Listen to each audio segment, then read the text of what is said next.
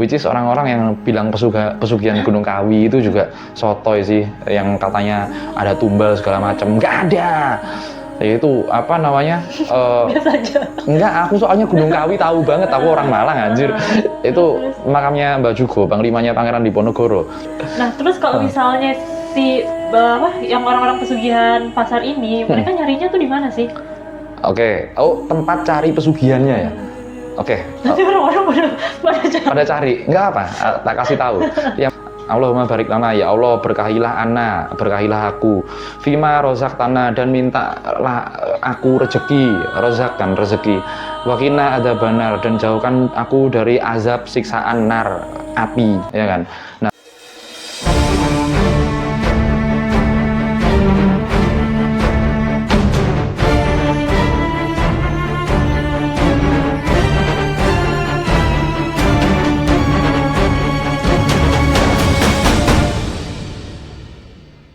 ngapain bang? Kan gimmicknya udah kemarin. iya ya, tapi nyalain rokok dari TV sekarang. Selamat datang kembali kawan-kawan dari dunia lain. Apa kabarnya semuanya? Nah, teman-teman, aku bingung ya ini, karena aku habis ngobrol-ngobrol sama dia, ternyata ada beberapa kejadian yang lucu banget, kocak banget. Kalian ada yang percaya ini nggak? Ada yang percaya pesugihan nggak? Nah, kalau Percaya saya. percaya ya. Oke, kita juga harus percaya pesugihan dalam arti positif ya. Pesugihan itu adalah sesuatu yang membuat kaya. So, kalau kalian mau tahu pesugihan seperti apa, kita bakalan obrolin. Inilah kisah dunia lain. Kita akan kembali masuk ke dalam sisi dunia yang mungkin belum pernah kalian kenal. So, let's open your mind.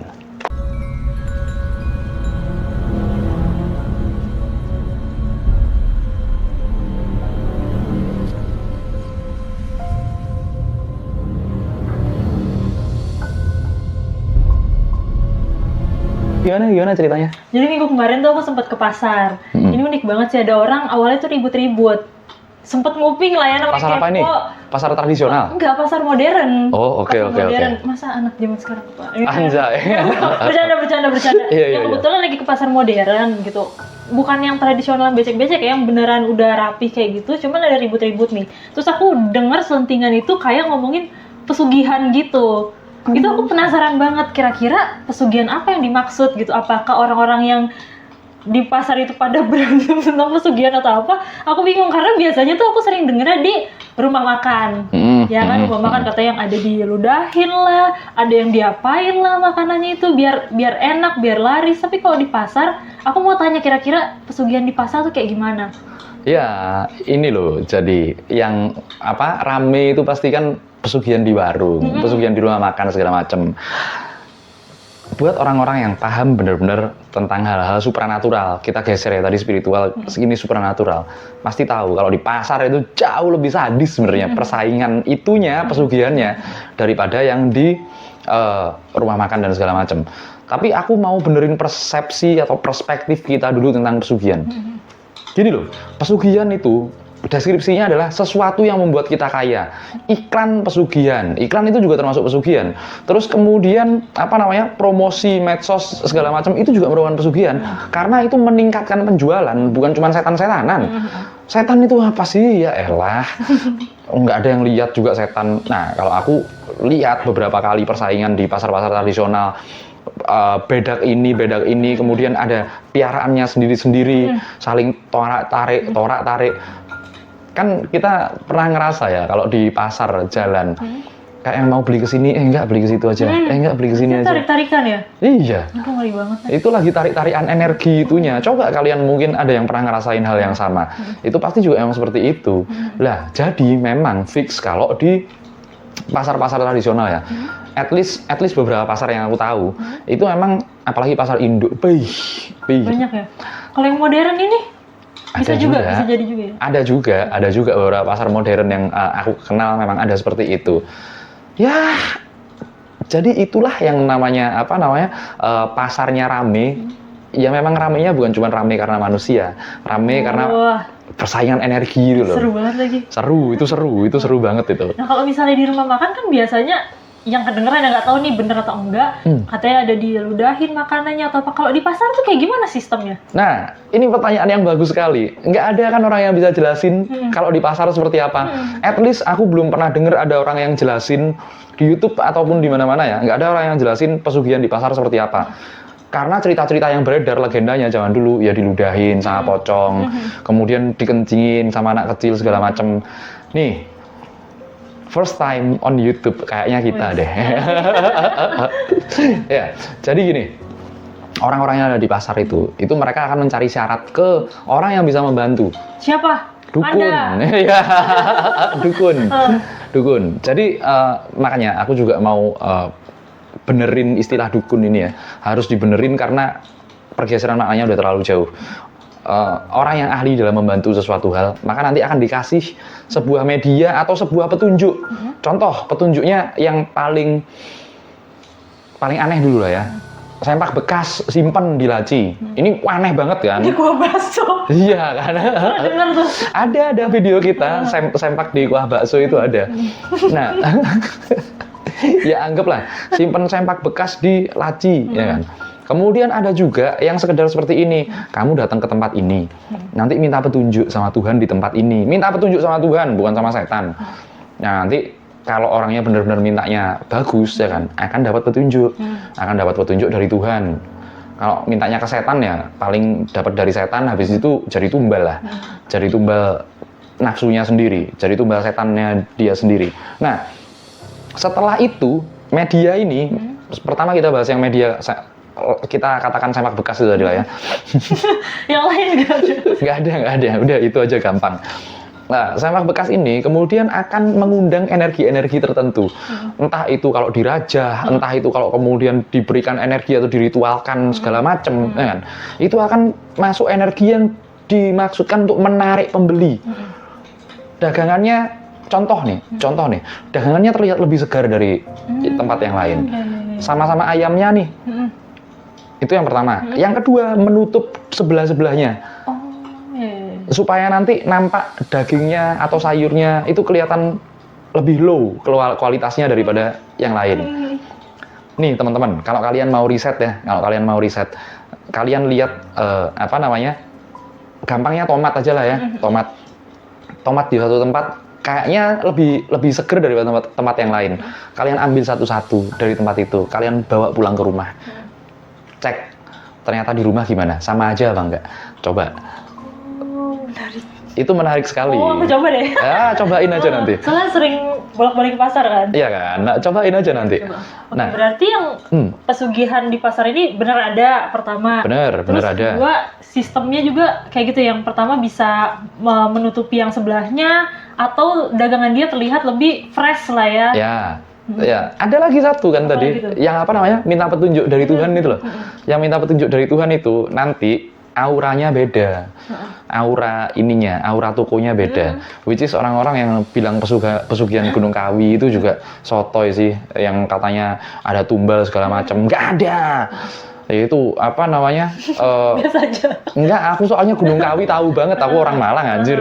Itu makamnya Mbah Jugo, panglimanya Pangeran Diponegoro.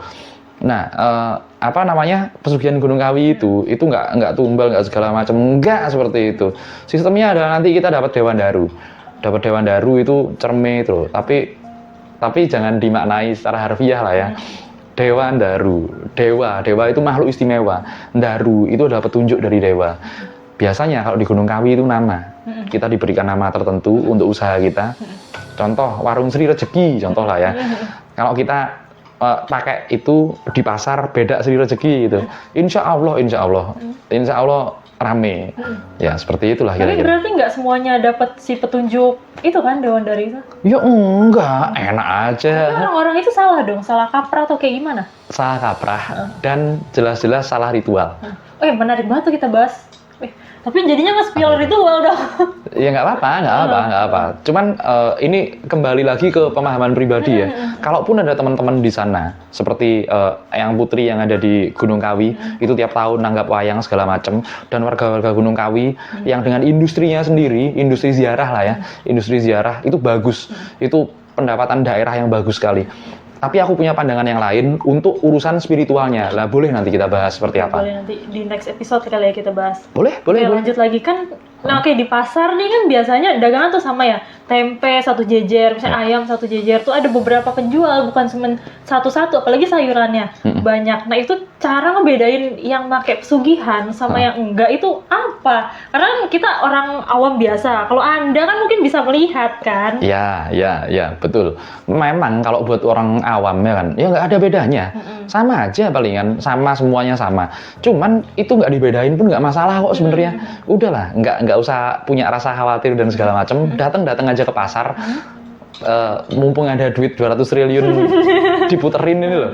Kita bikin ekonomi, bener-bener ekonomi yang meningkat pesat ya kan. Kita bantulah saudara-saudara kita yang cari duit halal dengan dagang ya kan.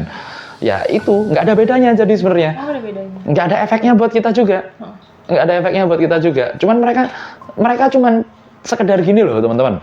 Orang yang melakukan pesugihan dalam arti netral, nggak positif negatif, pesugihan netral ya ini ya. Ini cuman gini doang kok. Cuman gimana caranya daganganku lebih laku, gimana caranya aku bisa dapat untung banyak segala macem. Tapi tetap musyrik dong yang itu. Jadi gini, kalau ada yang bilang musyrik, syirik segala macam ya kan. Kalian tahu nggak artinya musyrik dalam bahasa Indonesia apa? Syirik dalam bahasa Indonesia artinya apa? Nah, cek maknanya itu. Masa Tuhan disamain sama jin? Gila Bang, nggak ada orang yang setolol itu Tuhan disamain sama jin. Kurasa nggak ada deh yang seperti itu. Kalaupun nanti mereka mau bukan mengorbankan dirinya, menjual jiwanya. Let's say menjual jiwanya itu, ya udah aku ikut sarannya jin dan lain sebagainya, asalkan aku kaya gitu. Itu yang bikin dosa sebenarnya. Yang bikin dosanya itu, dia bukan menuhankan jinnya, tapi menuhankan nafsunya dia. Segala macam cara, segala macam usaha sebenarnya bisa dengan cara lain, tapi dia kalah sama nafsunya. Wah, itu konsep sedulur papat itu bisa kita bahas di lain. Tapi buat member aja kalau sedulur papat, jangan itu. Nah, terus kira-kira bentuk pesugihan di pasar itu kayak gimana? Karena aku pernah dengar juga, di pasar itu misalnya di pesugihan, itu bentuknya tuh hewan gitu. Jadi yang pedagang itu misalnya dia pesugihan monyet, nanti orang kayak monyet. Jangan pakai itu dong, nggak sopan. Coba kita ganti monyetnya dengan babi. Lebih parah ya. Ada buntutnya atau kayak ada tanduknya atau apa, itu kira-kira gimana? Benar atau enggak? Ya itu kan sama kayak katanya di episode episode kita yang tuyul itu katanya ada yang kayak gendong dan segala macem. Sebenarnya nggak kayak gitu sih, makhluknya nggak kayak gitu. Dan percayalah teman-teman, makhluk yang kayak gitu itu enggak di dalam dua tempat, tapi satu tempat. Ada mungkin di rumahnya pedagangnya, atau mungkin di bedak itu doang. Nah makanya kadang-kadang bedaknya pedagang pasar itu nggak mau ditukar. Nggak mau ditukar. Jinnya udah ditaruh di situ. Udah ditaruh di situ. Gitulah kira-kira. Nah terus kalau misalnya yang orang-orang pesugihan pasar ini, mereka nyarinya tuh di mana sih? Oke. Tempat cari pesugihannya ya. Oke. Nanti orang-orang pada cari, nggak apa, tak kasih tahu. Yang paling gampang aja. Silakan kalian kontak dukun-dukun kesayangan Anda yang bener. Jangan yang tahu-tahu kesurupan ya kan. Silakan ada kontak seperti itu. Tanya tempat mana sih yang untuk melariskan dagangan ya kan. Seperti apa? Ini nggak bersekutu dengan jin loh, ini beda loh ini teman-teman. Jadi nanti kalian bakalan dikasih beberapa tempat sama pilihan dukun whatever it is ya yang tahu ya. Kemudian nanti kalian tanya sama dukun-dukun itu. Aku kasih tahu kalian cara untuk mengkonfirmasi dukun. Soalnya di tempat A. Tempat A ini sejarahnya seperti apa? Tempat A ini sejarahnya seperti apa? Ritualnya seperti apa dan lain sebagainya. Masuk akal nggak? Kira-kira masuk akal nggak? Kalau udah masuknya uang gaib dan segala macam, nggak ada, udah bohong itu. Uang gaib, harta gaib, nggak ada, bohong. Taruhan apa kita? Wah, malah ngajak taruhan, geblek. Jadi itu nggak ada. Kalau itu masuk akal buat kalian, worth to try, layak untuk dicoba. Tapi kalau udah dukunnya, ya udah nanti pokoknya gini gitu, janganlah, nggak usah. Pokoknya gini, kalau kalian ibaratnya mau benar-benar dagang di pasar dan laris, sebenarnya dari rumah kalian itu bisa. Apa? Ilmu mahal guys. Oke, aku janji ya. Berarti tadi ada buat member ya kan, sedulur papat. Itu khusus buat member. Kemudian satu untuk melariskan dagangan apapun itu. Ini juga khusus buat member. Bahkan ada sales yang sempat berhasil sales mobil, temen-temen itu sales mobil sekarang berhasil jadi gede banget. Buat teman-teman yang belum tahu gimana caranya gabung member, buka channelnya Kisah Dunia Lain, di situ ada member, ada gabung member, ya kan? Klik aja di situ, murah kok membernya kita, cuman ceban. Iya, ceban apa berapa? Aku lupa ngaturnya itu. Ya, tinggal join aja, nanti kita sharing berbagai macam hal di situ. Menarik, tapi ada ngeri-ngeri sedapnya juga ya. Kenapa ngeri? Di zaman sekarang.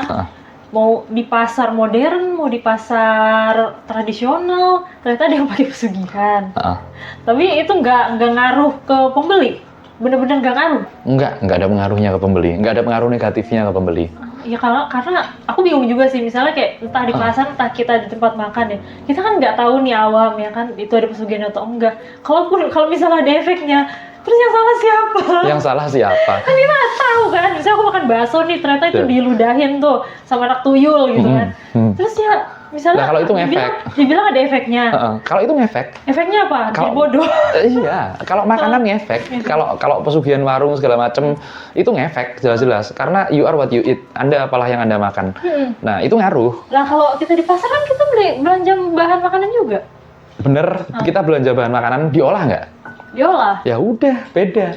Pengolahan kita secara baik dan secara bener itu udah dicuci, kemudian nanti digoreng atau direbus atau diungkep atau ditim, itu udah beda.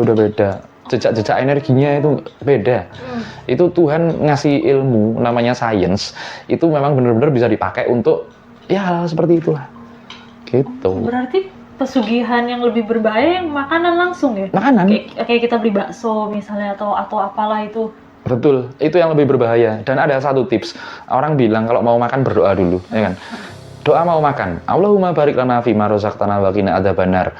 Allahumma barik lana, ya Allah berkahilah ana, berkahilah aku. Fima razaqtana, dan mintalah aku rezeki, rozak kan rezeki. Wa qina adzabannar, dan jauhkan aku dari azab siksaan nar, api, ya kan? Nah, seperti itu. Wih, aku ustadz gini. Dukun jadi ustadz. Ya memang seperti itu. Jadi doa mau makan itu adalah seperti itu. Kita bisa tambahkan tips saja, tambahkan. Ya Allah, kalaupun ini makanan memang benar-benar ada apa-apanya, makanan ini ada pesugihannya lah. Tolong aku nggak tahu. Aku cari duit halal, aku cuma pengen jajan. Tolong kuasamu lah gimana, seperti apa, malikmu lah seperti apa kira-kira. Nah gitu aja udah aman lah aku rasa. Ya, semoga aja, karena ya namanya kita nggak tahu ya kan, dan di era zaman sekarang masih banyak yang pakai pesugihan. Iya, ya memang iya. Orang zaman dulu pakai pesugihan, tapi orang yang bilang itu di zaman sekarang udah jadi orang zaman dulu juga. Iya sih. Ya gitulah kira-kira. Oke, kalau gitu kesimpulan yang kita tarik nih dari awal sampai akhir. Ya, kesimpulannya pesugihan itu adalah suatu sistem atau suatu usaha supaya kita bisa jadi mendapatkan penghasilan lebih banyak daripada sebelumnya. Nggak harus selalu pakai setan kok. Ada kan KBBI, Kamus Bahasa Indonesia itu loh. Sugih itu kaya, ditambahin awalan dan akhiran an. Nggak harus selalu dengan setan, jin dan lain sebagainya. Enggak. Sorry ya, Kisah Dunia Lain bukan horor. Kisah Dunia Lain itu pakai otak, anjir. Sorry. Enggak, kita nggak perlu rame-rame dengan cerita-cerita gimmick bikinan yang apa namanya? Nyoro Kidul pesugihan segala macam, nggak perlu. Cuma kalian malah diserem-seremin, ditakut-takutin kan. Ini kali ini malah dibantangin. Memang kita bantah-bantahin kayak gitu. Karena apa namanya? Tenang aja, aku visioner, aku dukun yang mikir. Ya gitulah kira-kira. Aku nggak suka mitos, aku suka fakta. Di dalam fakta ini ada yang namanya spiritual dan supernatural, ada. Tapi bukan seperti yang kalian dengar di cerita-cerita, which is itu cuman buat hiburan dan pengantar kalian tidur. Udah itu doang sih. Udah. Ya udah.